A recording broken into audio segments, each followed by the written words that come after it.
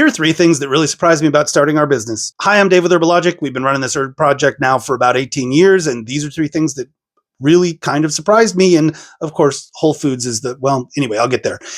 Number three is, and this is, be honest about what you're bad at, right? Like, I am terrible about sales. I still have nightmares about sitting in my car in the parking lot outside of a health food store, hyping myself up to go in and be like, hi, I'm Dave. This is my product, but I want you to put it on your shelf.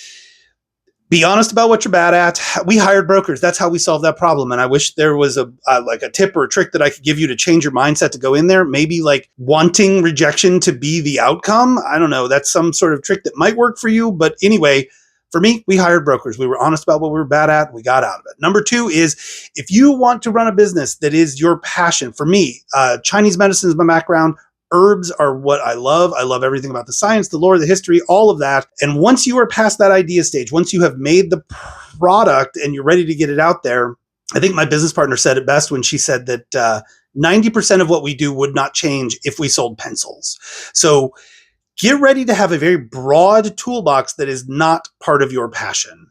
And the first one is that if part of your project, if part of your plan is to get into big box stores like Whole Foods, Sprouts, Natural Grocery, that kind of thing, it can be very expensive because and this is where Whole Foods comes in, is they were the first place where we introduced the concept of free fill, which means that we fill their shelves for free.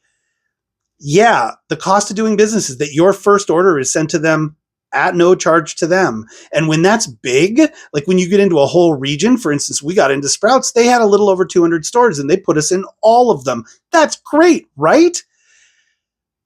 It cost about $20,000 for us to do that. And so the takeaway here is if this is the kind of growth that you were looking for, get ready to have the kinds of relationships with your suppliers where when you ask for terms, they say yes. Anyway, those were three things that kind of surprised me. I would, if you have any questions, drop them in the comments. And I would actually be really interested to hear what surprised you about starting your business.